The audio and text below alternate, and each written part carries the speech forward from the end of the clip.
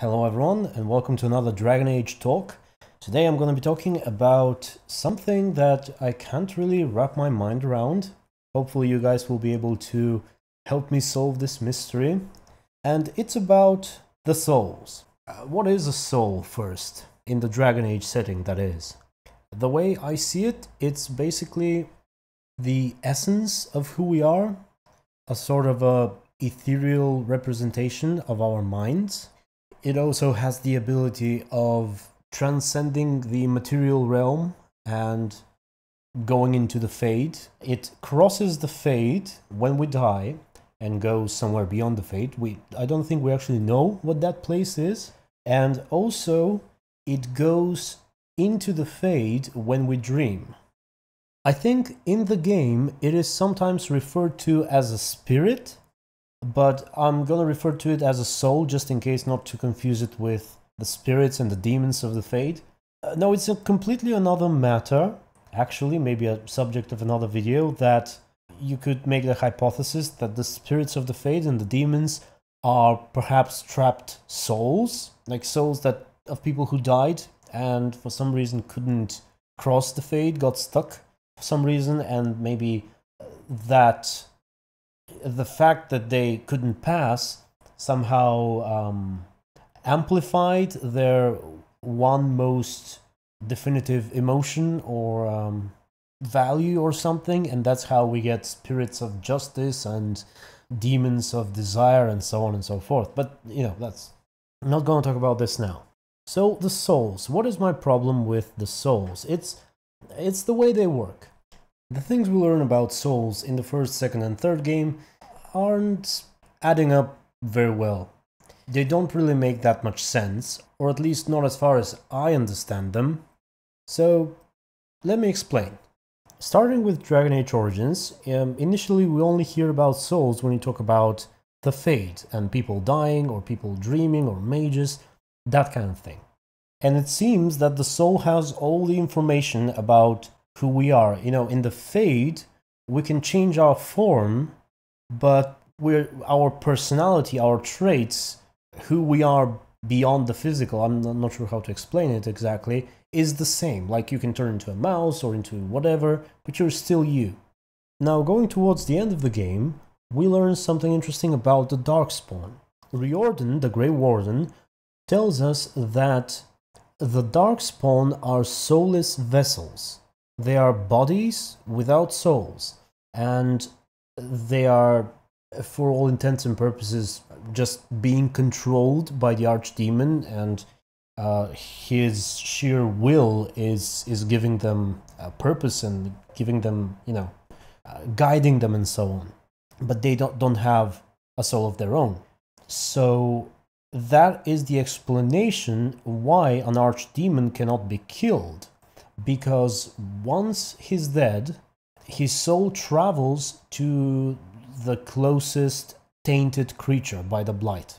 And since the Darkspawn have no souls, their bodies can house the soul of the Archdemon, and he cannot be killed. Now, it's again a whole new matter how exactly the Archdemon survives, because if you kill the dragon, is it something like Corypheus, like what Corypheus does? He dies and he emerges out of a body of a Grey Warden. Is it the same? Is it the Archdemon emerging again? The same dragon pops out of a Darkspawn? Like out of a genlock or whatever? I don't know. Maybe that's how it works. But anyway, so Darkspawns are without souls, and so they can house the soul of the old god and preserve it this way. So, when you become a Grey Warden, you accept the taint, and you become, for the intent of that soul transfer, equal to the Darkspawn, and when you kill the Archdemon, the soul, instead of traveling to a Darkspawn, travels to you, but since you have a soul, both souls are destroyed. So, apparently, one body cannot house two souls. That's the whole idea behind killing archdemons and being Grey Wardens. The idea that you have to have a tainted creature that already has a soul, and so when the old god soul tries to come to your body, the souls kind of cancel out. I'm not sure exactly what happens. It's not explained very well. I don't know. Apparently, two souls can't coexist. That has to be it. I don't know what other alternative there is. If there was, if the two souls were struggling somehow, I would assume that the Archdemon soul would win. But I don't think souls have different levels of power or something. So you have that, and it works apparently. Especially in my playthrough, I committed the ultimate sacrifice, and my warden killed the Archdemon. There was no old god baby, and the warden died, so it works. Speaking of the old god baby, going back to it, assuming all that we know from Dragon Age Origins, and that the soul is the essence of who you are, and basically the body doesn't really matter, everything about you is housed in your soul, that means that a child born with the soul of the old god will be the old god himself in the body of a child. Basically exactly the same as the Archdemon being slain by a non-Grey Warden, and then his soul traveling to a Darkspawn. You have a Darkspawn with the old god's soul, and then you'll have something similar. A creature that looks like a child, but it's the old god on the inside. That's how it should be, based on what we know from Dragon Age Origins. Moving on to Dragon Age Awakening, something completely contradictory gets introduced. We learn that the old god is truly controlling the Darkspawn, but it is controlling them through suppressing their own minds, basically. It is forcing them to do these things, and if you give the Darkspawn creatures a little bit of Grey Warden blood, the connection between them and the old god is severed, and they become their own individuals. We see that in Dragon Age Awakening. Plenty of Darkspawn, they're fighting amongst themselves. The released Darkspawn and the enslaved Darkspawn, and we see Darkspawn talking to us, doing things, having personalities. So that's a major contradiction. It seems that in fact the Darkspawn have souls. Now, if they don't have souls, that would mean that they have their own personality and desires, and they can talk, and they can interact, and they have free will, but they don't have a soul. How is that possible? That doesn't really make sense. So either they behave like normal sentient creatures, and somehow they don't have souls, which would require a lot of explanation, or they've always had souls to begin with, and they were simply forced to obey the old god. But if that's true, then how come a normal person can't slay the Archdemon? Because if the Darkspawn already have souls, how come they can, the Archdemon's soul can travel to them? So there we have it. These two things really don't fit well with each other. You either have sentient and free-willed creatures that are somehow without souls, or that whole Grey Warden explanation of how Archdemons are killed and why is not the truth. Even though it works, it isn't. So there we go. In Dragon Age Origins, I've always felt like it made certain sense that the Darkspawn have no souls. Just like the undead, a body dies, his or her soul goes into the Fade, and then a spirit possesses the body, and it becomes undead. I thought it's something similar with the Darkspawn, where you get the taint, there's a certain point where you die, your soul goes into the Fade, and then the Archdemon's will fills this body or something. But apparently, when the Archdemon's will is removed, there is another will that takes over, the Darkspawn's actual one. So I don't even know how that works. Moving on to Dragon Age 2 and Corypheus in the Legacy DLC, it becomes even more strange because he is a Darkspawn, and he obviously has a soul, at least in my opinion, the way I see it. And he also has the Archdemon's powers, but Wardens can't really kill him either. His essence simply travels not only to Darkspawn, but to Grey Wardens as well. And it's interesting how the Wardens obviously have souls, and yet Corypheus' soul somehow overwhelms them and just possesses them and takes over. The Grey Wardens are lost for all intents and purposes. So here we have an example with Corypheus of one soul traveling into a body that already has a soul and basically destroying the current soul that was already there and taking over. Pretty much the exact opposite of what we were explained about the Archdemon, of how the Archdemon's soul travels to a Grey Warden, and because the Grey Warden has a soul, the two souls cancel out. Well, apparently Corypheus is stronger than an Archdemon because his soul travels to a Grey Warden and just takes over. Doesn't care that he already has a soul or not. So there you have it, another issue, I guess. Now moving into Dragon Age 3, or Inquisition. Things get even more complicated here.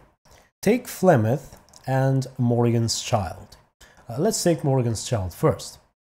Back in Origins, from what we knew, it was very safe to assume that Morrigan's child, for all intents and purposes, will be the old god in the body of a child.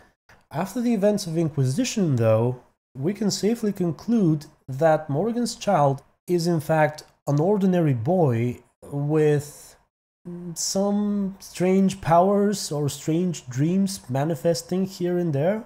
But from what I can tell, it's like 90% of the creature is the boy. It's just a normal boy, and the soul is just like hanging around somewhere. It's more as if the boy's carrying the soul in its I was about to say pocket, but no pocket. It's just maybe somewhere inside, maybe a soul pocket. I don't know. It's just the boy's like a carrier for the soul, as if he has one active soul, his real normal boy soul, and then he has the other one, the old god soul, which is inactive. It's just staying there. So here we have a case where you have one body, two souls, and one of the souls is inactive or dormant, or I'm not sure how to call it. And the other one is just living normally. Now, Flemeth, if you meet her without Morrigan's child, if Morrigan's child doesn't exist, it's not very clear what Flemeth exactly is and to what extent she's connected with Mythal. She says that Mythal is as much part of her as our heart is part of us or something. But then, when we have Morrigan's child, she compares herself to this child a couple of times at least. So it's safe to assume that she is the same thing. Now, what is that thing exactly? Did she merge somehow with Mythal? Does she have one soul, which is a mixture of the traits of Flemeth and Mythal? Does she have two souls that are somehow active at different times? Or does she have two souls where Flemeth's soul is active and the other one is just giving advice or maybe even giving inspiration? I don't know. It gets even better that Flemeth actually takes the soul of the old god. So, for all intents and purposes, Flemeth becomes a being with one body and three souls. And then in the end, after the credits scene, Solas does something to Flemeth. Now, whether he somehow takes her power or takes the souls, I'm not sure. But if he does take the souls, then arguably you have a body with like 4 or 5 souls, which is just crazy. But maybe he just takes somehow the overall power of all of these souls without taking the souls themselves. I'm not sure. So, to summarize, from the beginning, we learn things such as the soul is everything you represent, everything you are, everything other than just your mechanical, physical parts. Then we learn that there are soulless creatures. Then we learn that two souls can't really coexist into one body. Later we learn that these soulless creatures can potentially have free will and personalities and everything. We see how a creature with a soul dies and its soul goes into another creature with a soul and takes over. We see a creature born with 2 souls, one of them active, one of them inactive. We see a creature with 3 souls. I'm not sure how many of them are active and inactive. So yeah, the boundaries of what a soul is and what it represents and how it works are really not well established, or at least I'm not getting them very, very accurately. So if you can please comment on all of these matters and help me understand, mostly about, well, about everything really, about the Grey Wardens, about the soulless Darkspawn, about, I don't know, two souls in one body and how it works. When do they cancel out? When do they coexist? When do one takes over the other? When do one of them just hangs around and does nothing? What about 3 souls? What about more than 3? I don't know. So that was it about this video. Based on what you guys comment, I will probably make at least 1 or 2 more videos about the souls. I think, well, not strictly about the souls, but they will be part of the videos. I think I'm gonna make one about the Fade and demons and spirits, and one about more about Morrigan's child and the choice in Dragon Age Origins and that kind of thing, knowing what happens in Dragon Age Inquisition. So that was it. Thank you for watching. I'm looking forward to your comments, and until next video, stay tuned and be good.